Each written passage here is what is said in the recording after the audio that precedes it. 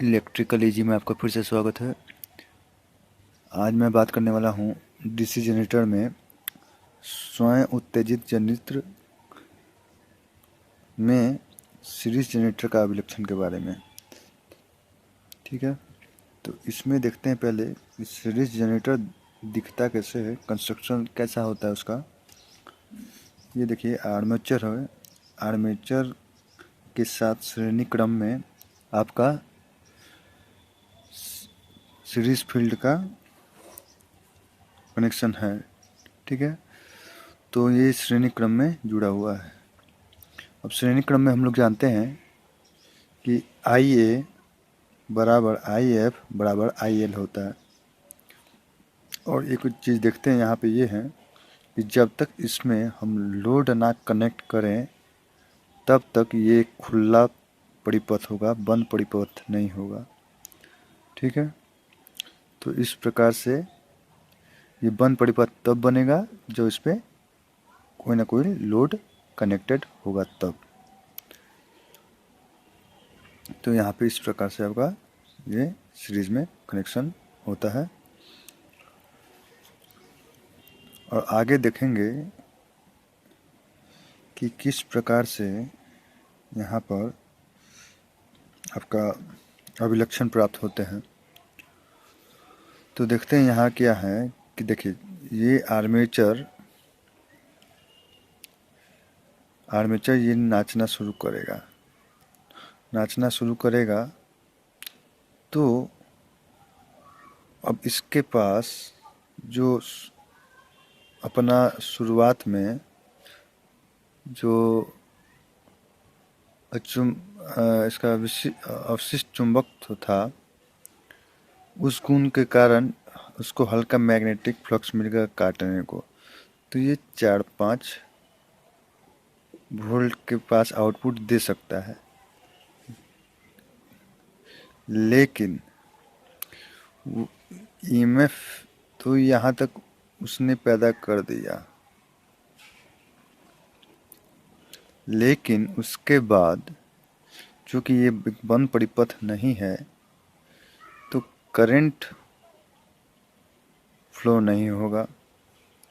अब current flow होगा नहीं तो जैसे कि मैंने बताया, लोड करंट अगर जीरो होगा तो फील्ड करंट भी जीरो होगा और आर्मेचर करंट भी जीरो होगा।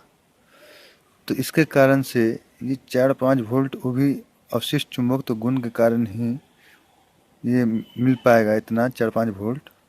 उससे ज़्यादा वोल्टेज नहीं मिलेगा। क्यों? क्योंकि यहाँ पे इस फील्ड पोल में फ्लक्स की मात्रा बढ़ ही नहीं पा रही है। वो इसलिए नहीं बन पा रही है क्योंकि आई एफ जीरो है। आई एफ क्यों जीरो है? क्योंकि लोड कनेक्टेड नहीं है, तो आई एल भी जीरो है।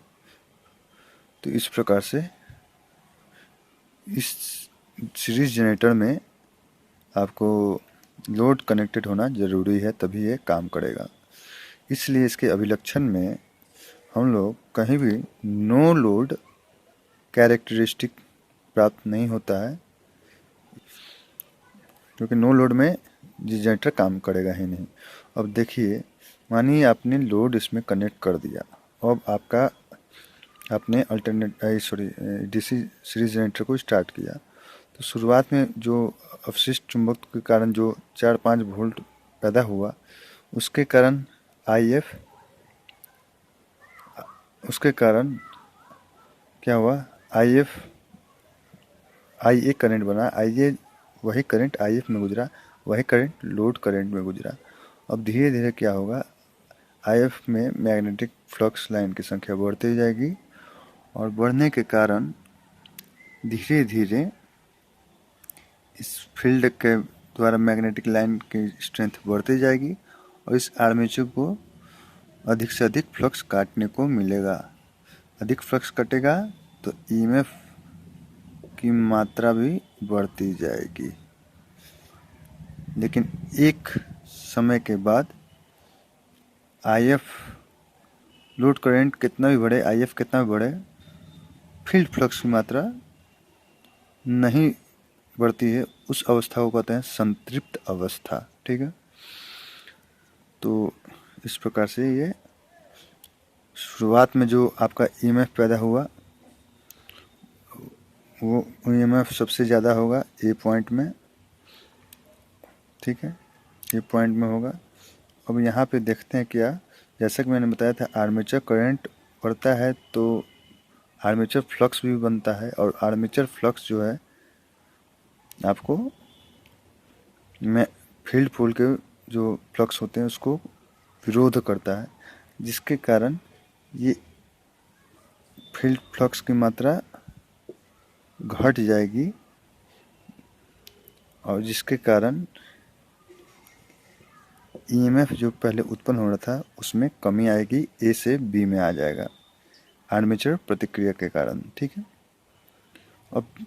अब क्या होता है, जब जैसा कि पिछले वीडियो में मैं बताया था लोड कनेक्टेड है तो वहाँ पे आर्मेचर करंट, लोड कनेक्टेड है तो आर्मेचर करंट भी बढ़ेगा, आईए भी बढ़ेगा, आईए भी बढ़ेगा, आईए बढ़ेगा तो आपको आर्मेचर ड्रॉप जो होता है भी ए आर्मेचर ड्रॉप वो भी बढ़ेगा। साथ ही साथ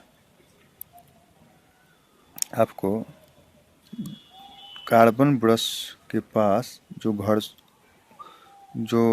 कार्बन ब्रश और कम्यूटेटर के बीच रेजिस्टेंस वैल्यू है वो भी अपना काम करेगी, और वहाँ पर भी वोल्टेज ड्रॉप होगा, वोल्टेज ड्रॉप होगा। ठीक है, वोल्टेज ड्रॉप होगा। ओवरऑल उस कंडीशन में ओम जिसको कहते हैं टोटल को ओम वोल्टेज ड्रॉप, आर्मेचर में जो वोल्टेज ड्रॉप हो रहा है और कार्बन ब्रश और कम्यूटेटर के बीच जो वोल्टेज ड्रॉप हो रहा है उसको हम ओमीय वोल्टेज ड्रॉप कहते हैं। तब उस कारण से वोल्टेज जो है ईएमएफ जो पहले से यहाँ ए से बी में आ गया अब बी से सी में घट जाएगा। तो इस तरह से उसका जो ईएमएफ के वैल्यू में परिवर्तन हो रहा है उसको अलग अलग नाम दे दिया गया है।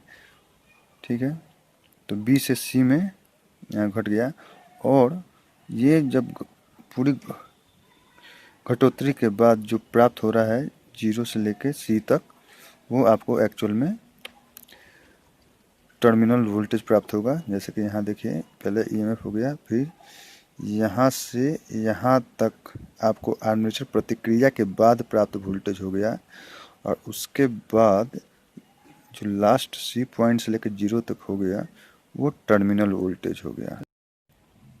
तो इस प्रकार से जब आप डीसी सीरीज जनरेटर को आप लोड के साथ ही स्टार्ट करना चाहिए, और जब आप इसे स्टार्ट करते हो तो शुरुआत से लेकर लोड टर्मिनल वोल्टेज मिलने तक ये दो प्रक्रियाएं हमेशा उभरती हैं उसके अंदर, आर्मेचर प्रतिक्रिया ड्रॉप, ओमियो वोल्टेज ड्रॉप। ठीक है, तो इस प्रकार से आपका जो है उत्पन्न ईएमएफ डाउन होके ए पॉइंट से बी में आता है, फिर बी से सी में आता है, और सी के बाद जो है हमको टर्मिनल में वोल्टेज प्राप्त होता है। ठीक है, तो ये प्रक्रियाएं अंदर डीसी सीरीज जनरेटर स्टार्ट होने से लेके लोड टर्मिनल वोल्टेज तक मिलने तक में ये पूरी हो जाती है। तो इस प्रकार से आपका जो है आपका इस प्रकार से आपका डीसी सीरीज जनरेटर का विलक्षण प्राप्त होता है। और इसमें ये चीज़ है कि जैसे कि मैंने जो आपको बताया था कि ये चुंबक के अभिलक्षण में क्या करते हैं, हम लोग मान लेते हैं कि हमारा डीसी जनरेटर सीरीज जनरेटर जो स्टार्ट हो रहा है तो उसमें कोई भी आर्मेचर प्रतिक्रिया नहीं है, लोड कनेक्टेड नहीं है।